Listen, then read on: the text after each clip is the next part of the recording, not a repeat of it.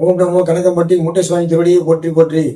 சங்கரவேல் பாம்பாடி சித்தர் தவத்திரு யோகி சித்தராஜா சுவாமி திருவடியை போற்றி போற்றி. வணக்கம் கும்பராசி நேயர்களே, கோபுரத்தி கலசமாக இருக்கும் கும்பராசி நேயர்களே, உங்களுடைய ராசிக்கு கார்த்திகை மாதத்திற்கான சூரிய பயிற்சி பலன்களை சொல்ல போறோம்.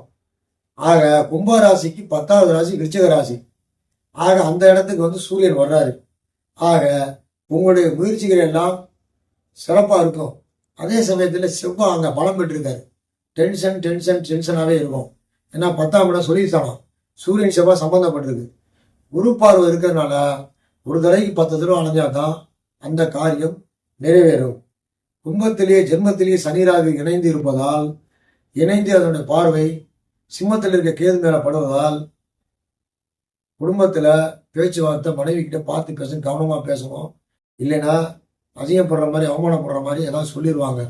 கொஞ்சம் கவனமாக இருங்க. கும்பராசியை பொறுத்த வரைக்கும் சிம்ம 7, 8 கன்னி. கும்பராசிக்கு 7ல் கேது இருக்கனால குடும்பத்தை பார்த்து கவனமாக இருங்க. 8ஆம் இடத்துல ஒன்றும் இல்லை, கண்ணியில் ஒன்றும் இல்லை. 9ல் சுக்கிரன் புதன் இருக்கு. அந்த 17/11/2025 அன்னைக்கு தேதிக்கு சந்திரன் அங்கே இருக்காரு. அதை விட்டுருங்க.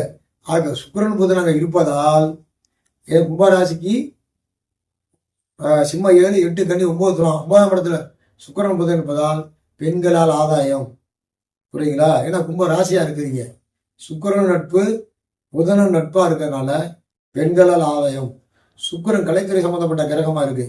புதன் வித்தை பெற்ற கிரகமாகவும் இருக்கிறதுனால கலைத்துறை சம்பந்தப்பட்ட தொடர்புகள், பெண்கள் சம்பந்தப்பட்ட தொடர்புகள் ஆதாயம் தரும்.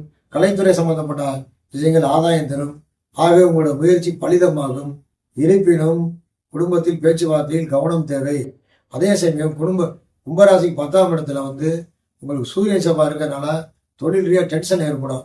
குரு பார்க்கறதுனால கொஞ்சம் பிரச்சனைகள் கட்டுக்கடங்கி இருக்கும். ஆகவே திங்கட்கிழமை தோறும் குரு பகவானுக்கு ஒரு கொண்டக்கால மாலை போட்டு வர்றதுனால உங்களுடைய காரியம் வெற்றியடையும். வாழ்க வளமுடன். நன்றி, வணக்கம்.